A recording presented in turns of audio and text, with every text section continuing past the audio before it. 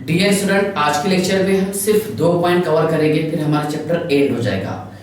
Collides around अस और एक last topic है एप्लीकेशन ऑफ कोलाइड्स। ओके, तो ध्यान से देखिए हमारे अराउंड में कोलाइड्स कौन कौन से हैं जो हमें जनरली दिखाई देते हैं। ओके, तो ध्यान से देखिए, पेपर कागज जो हम इस्तेमाल करते हैं ये कोलाइड्स के एग्जाम्पल हैं। ओके, उसके बाद में क्लॉथ्स कपड़े, यस सर, क्लॉथ्स एक्सेट्रा। लेकिन इस पर तो हमें स्टडी नहीं करना है, ठीक है, ज्यादा हमें स्टडी करना है। देखिए जो इंटरेस्टिंग चीजें हैं जिसमें नंबर 1 है, क्या आसमान का जो रंग है वो ब्लू क्यों होता है। Okay, blue colour of sky, sky का कलर ब्लू क्यों होता है? ये होता है बेटा कोलाइडल पार्टिकल्स की वजह से। ओके, ध्यान से देखिए, डस्ट पार्टिकल ये वाटर के साथ मिल करके एयर में सस्पेंडेड होते हैं। ओके, एयर में सस्पेंडेड होने के बाद ये स्कैटर्ड करते हैं ब्लू कलर की लाइट को, और वो लाइट जब हमारी आंखों तक के पहुंचती है, ओके, तो ब्लू कलर की लाइट पहुंचने के कारण हमें स्काई का कलर ब्लू दिखाई देता है। ओके, ध्यान से देखिएगा, dust particles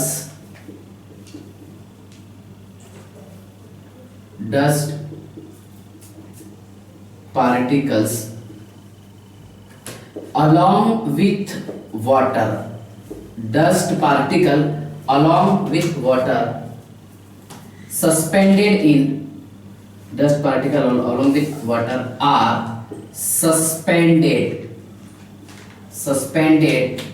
in air, then scattered, या फिर which scattered, then scattered the blue light which reach in our eye, so sky looks blue color, ध्यान से देखिए,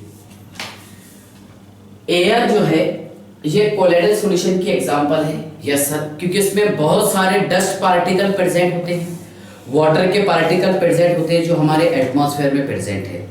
जब ये डस्ट पार्टिकल और वाटर के पार्टिकल ये सस्पेंड होते हैं एयर में, ओके, तो ये तैयार करते हैं कोलाइडल सॉल्यूशन। ओके, अब ये कोलाइडल सॉल्यूशन जो है ब्लू कलर की लाइट को स्कैटर्ड करते हैं। ये ब्लू कलर की लाइट जब हमारी आंखों तक पहुंचती है तो हमें आसमान का, आकाश का, स्काई का रंग ब्लू दिखाई देता है। ओके, बस इसका यही रीजन है, ठीक है ना। सेकंड पॉइंट ध्यान से देखिएगा, फॉग मिस्ट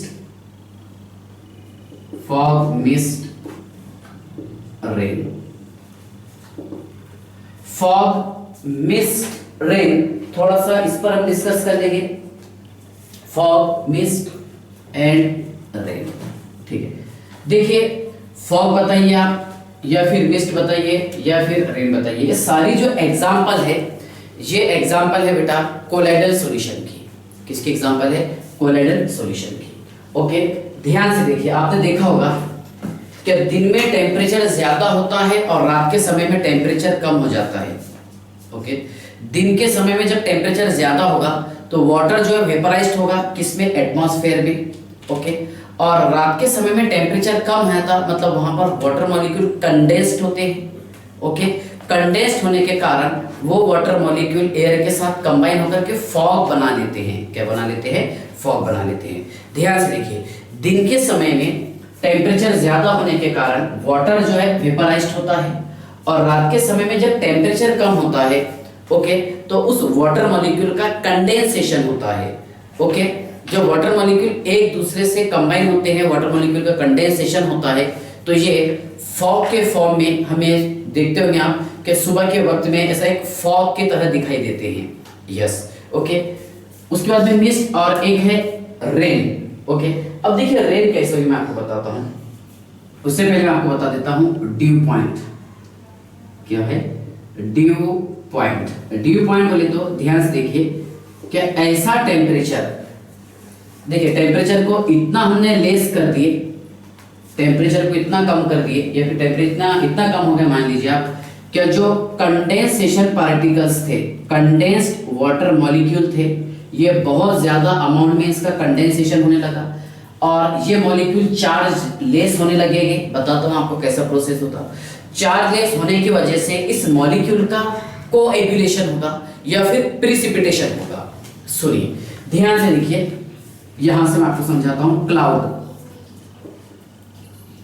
क्लाउड जो एग्जांपल है, ध्यान से देखिए, जहां पर डिस्पर्जन फेज जो होगा वो लिक्विड होता है और डिस्पर्जन मीडियम क्या होता है, गैस। यस सर, यहाँ पर डिस्पर्जन फेज और डिस्पर्जन मीडियम की अगर मैं बात करूंगा तो डिस्पर्जन फेज होगा बेटा लिक्विड और डिस्पर्जन मीडियम होगा गैस। यस ओके, ध्यान से देखिए, जब वाटर वेपराइज्ड होता है ना, एटमॉस्फेयर में जाता है, तो ध्यान से देखिए यहाँ पर क्लाउड कैसा बनेगा। और क्लाउड जो है, ये क्लाउड खुद एक एग्जाम्पल है डिस्पर्जन सॉल्यूशन की, ये सॉरी क्या बोलिए इसको, कोलाइडल सॉल्यूशन की एग्जांपल है। कौन, क्लाउड।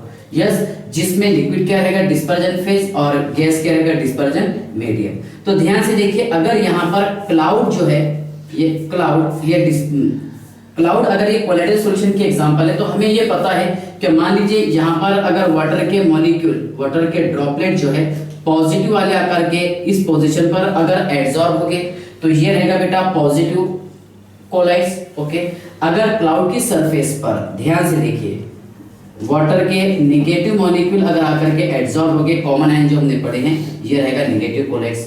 जब ये पॉजिटिव और नेगेटिव कोलाइड्स आपस में टकराते हैं तो इसकी वजह से ये मॉलिक्यूल न्यूट्रलाइज्ड होगा, चार्जलेस होगा, जैसे बिजली कड़कती।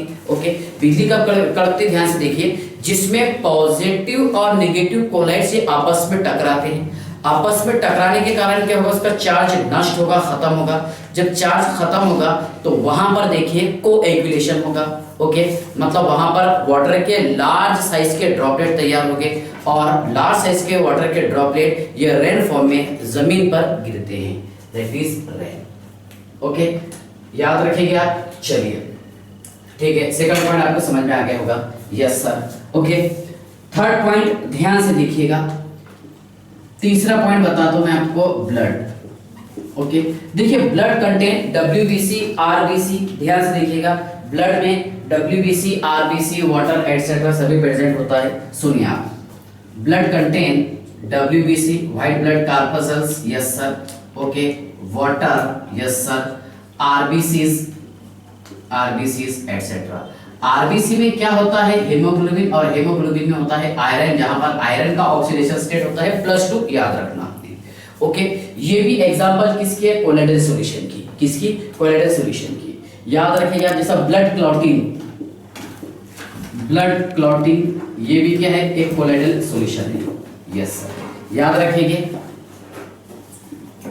फोर्थ एग्जांपल देखिए, फूड आर्टिकल्स, जो हम अलग अलग टाइप के फूड इस्तेमाल करते हैं, खाते हैं, तो इसमें मैक्सिमम एग्जांपल ये सारी किसके बताइए आप, ये एग्जांपल है कोलाइडल सॉल्यूशन।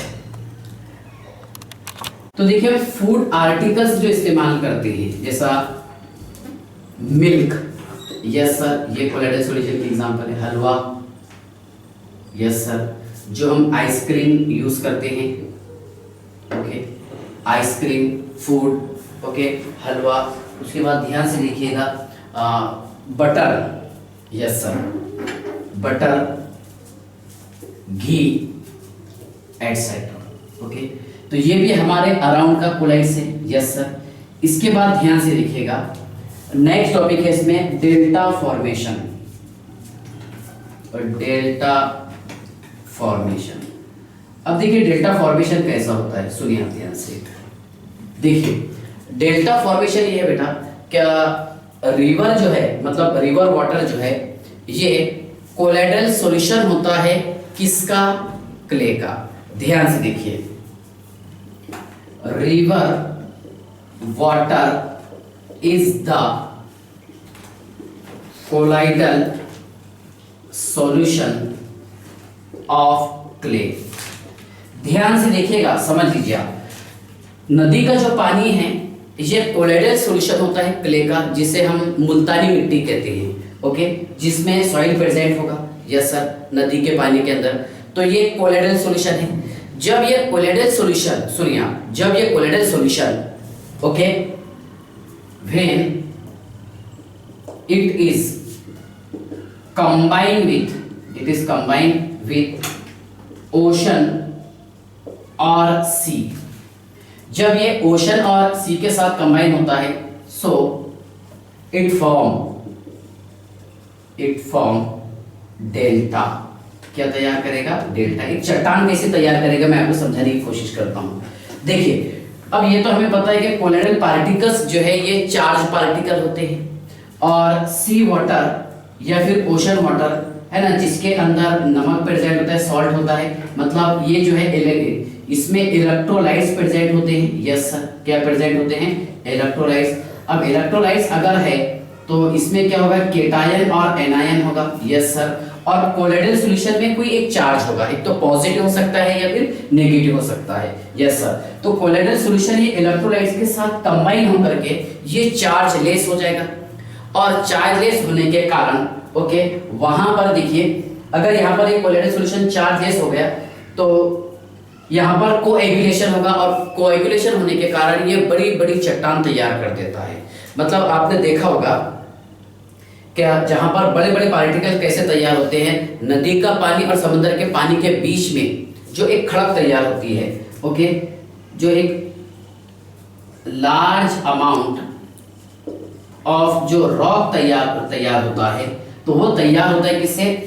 कोलाइडल सॉल्यूशन, यानी नदी के पानी से और समुद्र के पानी के बीच में जो चट्टान तैयार होती है, ओके, जो एक रॉक तैयार होती है, उसे बोलेंगे हम डेल्टा। क्या बोलेंगे? डेल्टा। बड़ा आसान है, ध्यान से देखिए। मतलब सी वाटर या फिर ओशन वाटर जिसमें सॉल्ट प्रेजेंट रहता है, यस सर, मींस इलेक्ट्रोलाइट से, यस। और कोलाइडल सॉल्यूशन क्या होते हैं सर? कोलाइडल सॉल्यूशन ये चार्ज पार्टिकल्स होते हैं। क्या होते हैं बताइए आप? सर, कोलाइडल सॉल्यूशन ये चार्ज पार्टिकल होते हैं, ओके। अब देखिए, जब कोलाइडल सॉल्यूशन ये चार्ज पार्टिकल हो गए, ओके, तो देखिए कोलाइडल सॉल्यूशन की जो चार्ज पार्टिकल है, ये चार्ज पार्टिकल को अनचार्ज कर देगा या फिर न्यूट्रलाइज कर देगा, कौन? इलेक्ट्रोलाइट्स। जब यहाँ पर कोलाइडल सॉल्यूशन के पार्टिकल ये न्यूट्रलाइज्ड हो जाएंगे तो वहां पर कोएगुलेशन होगा, और इतना ज्यादा कोएगुलेशन होगा क्या वहां पर वो एक बड़ी बड़ी चट्टान तैयार करेंगे, जिसे हम कहते हैं डेल्टा फॉर्मेशन। क्या बोलेंगे? Delta formation, yes sir. इसके बाद नेक्स्ट पॉइंट आप ध्यान से देखिएगा, एक नेक्स्ट टॉपिक मुझे समझाना बाकी है, सॉइल। चलिए मैं यहां पर लिख देता हूं 6 नंबर का point, soil, yes. Soil is also an example of colloidal solution. Soil भी जो है ये एक एग्जांपल है किसकी? कोलाइडल सॉल्यूशन की, यस। ध्यान से देखिए, soil also colloidal in nature. लेकिन सॉइल में ध्यान से देखिए, ह्यूमस जो है ये एक फर्टिलाइजर का काम करता है। किसका काम करेगा? फर्टिलाइजर का, यस सर। देखिए फर्टिलाइजर का काम कैसा करेगा? क्या ह्यूमस जो है ये dead leaf, okay, dead leaf और प्लांट का कन्वर्जन करेगा किसमें? फर्टिलाइजर में, ओके। और फर्टिलाइजर के कारण देखिए यहाँ पर एक ऑयल की, मतलब सॉइल के लिए जो फर्टिलाइजर होगा, कौन? देखिए कौन काम करेगा यहाँ पर? ह्यूमस। सुनिए मैं आपको बताता हूं, ह्यूमस जो है ये dead leaf and plant, okay, dead leaf और प्लांट इससे ऑब्टेन होगा, यस सर, ओके। मतलब कैसा है, ध्यान से देखिए, क्या डेड लीफ और प्लांट, ओके, ये कन्वर्ट किस में होगा? ह्यूमस में। और ह्यूमस का जो वेस्ट प्रोडक्ट रहेगा वो वेस्ट प्रोडक्ट प्रोवाइड करेगा फर्टिलाइजर। क्या प्रोवाइड करेगा? फर्टिलाइजर, जो जमीन के मतलब सॉइल के लिए बेनिफिशियल रहेगा, ओके। तो ध्यान से देखिएगा, यहाँ पर सॉइल जो है, सॉइल नेचुरली एक कोलाइडल इन नेचर का सब्सटेंस होता है। सॉइल क्या होता है?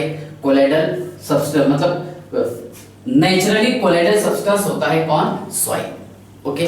तो ध्यान रखिएगा आप। चलिए ध्यान से देखिएगा, अब यहाँ पर हमने थोड़ा सा सॉइल पर डिस्कस कर लिए हैं, यस सर। इसके बाद देखिए, अब इसमें तो कुछ बाकी नहीं है कि जो हमसे मतलब रिलेटेड टॉपिक हो। ओके, ध्यान से देखिए, क्या ह्यूमस जो है, मैं आपको एक चीज बता सकता हूँ यहाँ पर, क्या ह्यूमस जो है सॉइल को और वाटर को कंबाइन करने का काम करता है। ओके, ह्यूमस जो है वाटर को और सॉइल को बांध के रखने का काम करता है, बस। बाकी तो थ्योरी चीज आपको कुछ नहीं लिखना है। तो यही है colloids around us. Yes sir, ठीक है ना। इसके बाद देखिए एप्लीकेशन ऑफ कोलाइड्स, कोलाइड्स के एप्लीकेशन कौन कौन से है उस पर हम डिस्कस कर लेंगे, फिर चैप्टर एंड हो जाता है, ठीक है। हालांकि इसमें क्या मैक्सिमम टॉपिक पढ़ा हुआ है, ये चार्ज कैसे न्यूट्रल होता, ओके, इलेक्ट्रोलाइट्स की वजह से। चलिए ध्यान से देखिएगा, एप्लीकेशन ऑफ कोलाइड्स।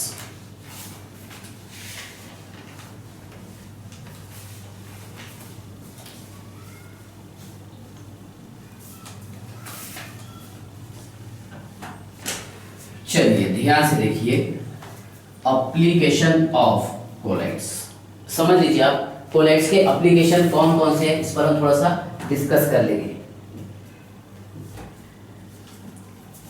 देखिए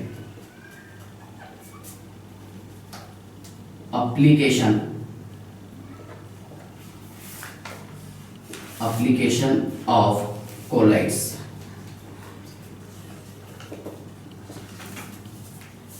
ठीक है, ध्यान से देखिए, एप्लीकेशन ऑफ, देखिए electrical precipitation of smoke. Okay, smoke में पॉइजनस गैसेस प्रेजेंट होती है। ध्यान से देखिए, smoke contain poisonous gases like carbon monoxide, arsenic etcetera. Okay, ध्यान से देखिए, इसका इस्तेमाल किया जाता है एक इंडस्ट्रियल लेवल पर। ओके, एप्लीकेशन ऑफ कोलाइड्स में पहला पॉइंट है electrical precipitation of smoke. Okay, तो यहां पर हम इस्तेमाल करते हैं कॉट्रेल प्रिसिपिटेटर का इस्तेमाल करते हैं। यस सर, देखिए इंडस्ट्रियल लेवल पर कैसा होगा, क्या मान लीजिए इंडस्ट्री में से जो धुआं बाहर आ रहा, तो यहाँ पर हमने एक चिमनी का इस्तेमाल किए हैं। किसका? एक चिमनी का, जैसा आपने देखा होगा कि इंडस्ट्री में बड़ी बड़ी चिमनी का यूज किया जाता है। यस, यहाँ से धुआं ये इस चिमनी से पास होगा। यस सर, यहाँ पर मैंने इलेक्ट्रोड का यूज किया हूँ और इसका पोटेंशियल जो है वेरी हाई पोटेंशियल, जहां पर इसका पोटेंशियल रहेगा 3 लाख वोल्ट से ज्यादा, 3 लाख वोल्ट और मोर, 3 लाख वोल्ट रहेगा या उससे ज्यादा रहेगा। बहुत सिंपल है, ध्यान से देखिएगा कैसी चीजें बता रहा हूं मैं आपको। क्या स्मोक जो है, ओके, जिसके अंदर पॉइजनस गैसेस प्रेजेंट होती है, अगर ये पॉइजनस गैसेस एटमॉस्फेयर में स्प्रेड हो जाए तो हमारे बॉडी के लिए हार्मफुल होगी। ओके, इन पॉइजनस गैसेस को एब्जॉर्ब करने का काम कौन करता है? कॉट्रेल प्रिसिपिटेटर। यस सर, जहां पर मैंने इलेक्ट्रोड का इस्तेमाल किया हूं, कैथोड और एनोड। ओके, और स्मोक जो है ये आपको पता है कि ये होता है बेटा कोलाइडल सॉल्यूशन। क्या होता है? कोलाइडल सॉल्यूशन, जिस पर चार्ज हो सकता है पॉजिटिव या फिर नेगेटिव। यस सर, अब यहां पर देखिए स्मोक चला गया। यस सर, ओके, आगे क्या होगा ध्यान से देखिए, क्या स्मोक के जो पॉइजनस मटेरियल है उसको एब्जॉर्ब कर लेगा कौन? इलेक्ट्रोड। ओके, अगर यहाँ पर स्मोक पॉजिटिव चार्ज वाला सब्सटेंस हो तो कहां पर एब्जॉर्ब होगा? नेगेटिव वाले सब्सटेंस पर। अगर नेगेटिव स्मोक हो तो ये कहां पर एब्जॉर्ब होगा? पॉजिटिव इलेक्ट्रोड पर। यस सर, ओके, इस तरह ये एक दूसरे को न्यूट्रलाइज कर देंगे और न्यूट्रलाइज करने के बाद देखिए स्मोक जो है ये ऐश फॉर्म में, ओके, राख के फॉर्म में नीचे आकर के जमा हो जाएगा। यस सर, और यहां से गैसेस बाहर आएगी, गैसेस है ना, फ्री फ्रॉम कार्बन। ओके, तो ध्यान से देखिए, यहां पर इलेक्ट्रिकल प्रिसिपिटेशन में क्या करते हैं हम? क्या यहां पर देखिए स्मोक को प्यूरिफाई करते हैं, स्मोक को रिफाइन करते हैं, जहां से हम पॉइजनस गैसेस को रिमूव कर देंगे। ओके, पॉइजनस गैसेस को कौन एब्जॉर्ब करेगा? इलेक्ट्रोड। ओके, कैथोड और एनोड। यस सर, और यहां पर हम वेरी हाई पोटेंशियल का इस्तेमाल करते हैं। इधर से है ना, 3 लाख वोल्ट या उससे ज्यादा पोटेंशियल का यूज करेंगे। ओके, तो यहाँ पर देखिए ये इलेक्ट्रोड क्या करेगा, स्मोक को एब्जॉर्ब कर लेगा, इसकी जो पॉइजनस गैसेस है उसका कन्वर्जन किस में कर लेगा, ऐश में, राख में। Yes sir. और यहाँ से देखिए पॉइजनस गैसेस मतलब रिमूव हो जाएगी और ऐसी गैसेस बाहर निकलेगी जो फ्री फ्रॉम कार्बन, किससे आजाद हो, कार्बन से। यस, तो याद रखेंगे आप। ओके, दूसरा है देखिए प्यूरिफिकेशन ऑफ वाटर, ये तो बहुत ही सिंपल मेथड है, purification of water. Okay, water को प्यूरिफाई करने के लिए सिंपल सा मेथड हम यूज करते हैं, क्या, वाटर में हम एलम यूज कर देते हैं। ओके, देखिए it is purified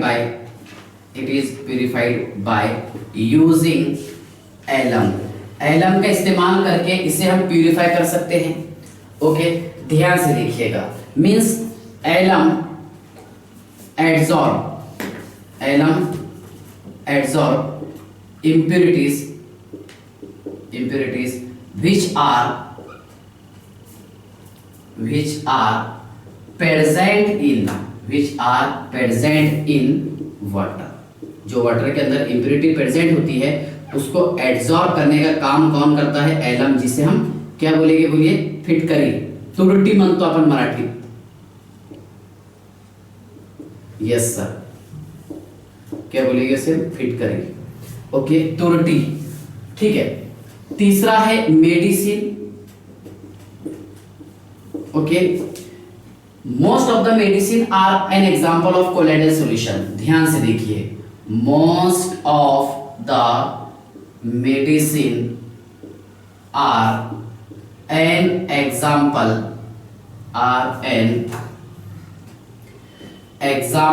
of colloidal solution.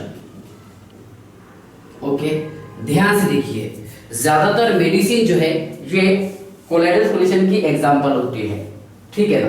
ध्यान से देखिए, जैसा आपने सुना होगा एक argyrol is a sol of silver. किसका सोल होता है, सिल्वर का, विच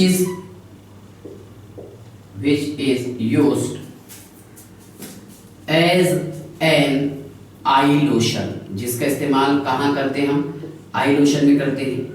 यस सर। उसके बाद देखिए जेलोसिल, ओके सर, एनो वगैरह, okay, Eno etcetera are made by milk of magnesia, मतलब मैग्नीशियम हाइड्रोक्साइड का कोलाइडल सॉल्यूशन में MgOH/2 इन वाटर, इसे बोलेंगे हम मिल्क ऑफ मैग्नीशिया। जहां इसका pH होता है 10, ओके, मतलब ये हाईली बेसिक इन नेचर होता है, जो हमारी एसिडिटी को कम करता है। किसको कम करता है, एसिडिटी को। तो इसका हम जो इस्तेमाल करते हैं, है ना, एक्ट एज एन एंटा एसिड। इसका इस्तेमाल कैसे करेंगे हम, एक्ट एज एन एंटा एसिड के तौर पर हम इसका इस्तेमाल करते हैं। ओके, तो मेडिसिन में आप याद रखेंगे। इसके बाद ध्यान से देखिएगा कि कालाजार जो एक डिसीज है, एंटीमनी का कोलाइडल सॉल्यूशन होता है। देखिए ये एंटीमनी, इसका सिंबल क्या है, Sb sol used for curing of kala azar. एक कालाजार बीमारी के लिए, ओके, इस्तेमाल करते हैं हम एंटीमनी का सोल। ये कुछ छोटे छोटे पॉइंट्स आपको ध्यान रखने के हैं। चलिए, तो मेडिसिन आपको समझ में आ गया होगा। ओके, उसके बाद में एक फोटोग्राफी समझाना है आपको, फोटोग्राफी के बाद में समझाना है एक टैनिंग के बाद में इंडस्ट्रियल पर्पस और रबर इंडस्ट्री। चलिए ध्यान से देखिएगा,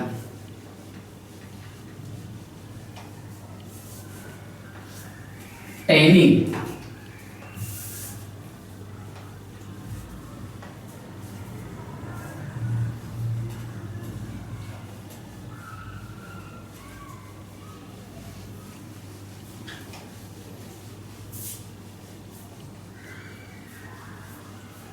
सुनिए ध्यान से आप, एक टैनिंग बाकी है ओके, फोटोग्राफी में कैसा कोलाइडल सॉल्यूशन का इस्तेमाल होता है वो बता दूंगा आपको।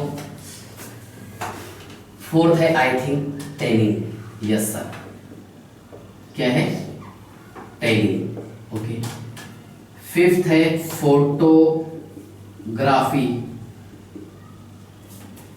सिक्स है इंडस्ट्रियल प्रोडक्ट,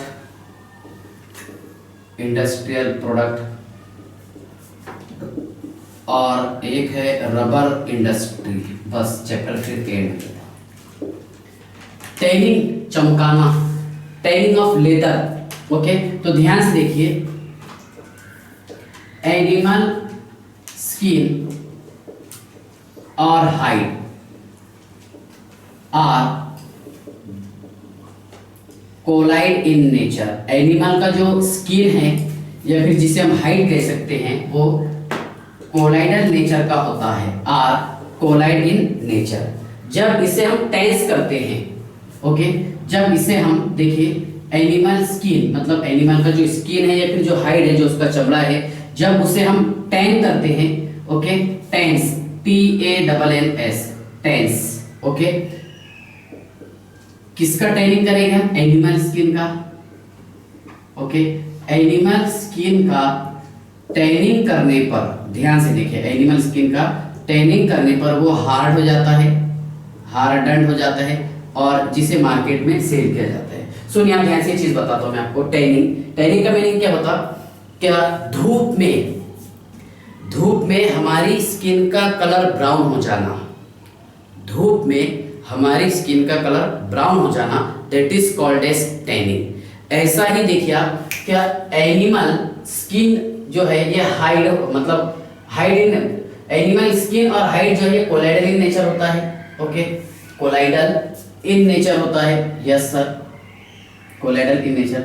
जब इसे हम टैन करते हैं, धूप पे रखते हैं, तो उसके कारण ये हार्ड हो जाता है, और हार्ड होने के बाद में देखिए इतना हार्ड हो जाता है कि ये मतलब इसको तोड़ नहीं सकते, जैसा बेल्ट वगैरह बनाने के लिए इसका इस्तेमाल किया जाता, ठीक है, ज्यादा डिस्कस नहीं करते इस पर। तो ये है टैनिंग, ओके। जैसा बेल्ट वगैरह जो हम इस्तेमाल करते हैं वो खुद टैनिंग के एग्जाम्पल है, कि धूप पे रखने के बाद में वो जो लेदर है वो बहुत ज्यादा स्ट्रांग हो जाता, ठीक है ना। नेक्स्ट, इसके बाद देखिए फोटोग्राफी में भी हम इस्तेमाल करते हैं किसका? कोलाइडल सॉल्यूशन का, जैसा gelatin used in the preparation of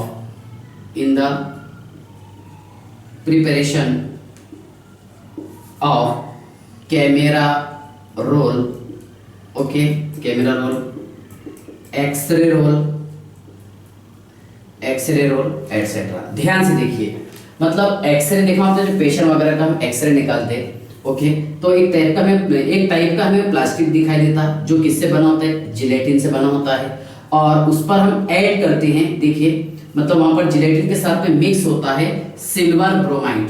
कौन होता है? मैं यहां लिख देता हूं, gelatin, yes sir, plus AgBr या फिर AgCl, इसका कंपोजिशन होता है, ओके। जिलेटिन के साथ में क्या होगा? AgBr और AgCl, ओके। तो देखा होगा आपने, क्या जो हमें रोल है वो थोड़ा धुंधला दिखाई देता मतलब क्या रहेगा?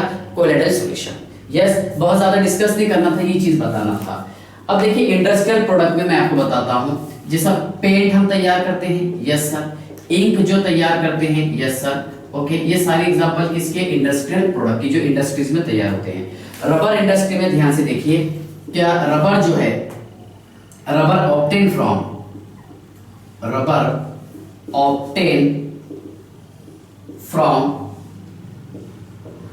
Colloidal solution that is latex,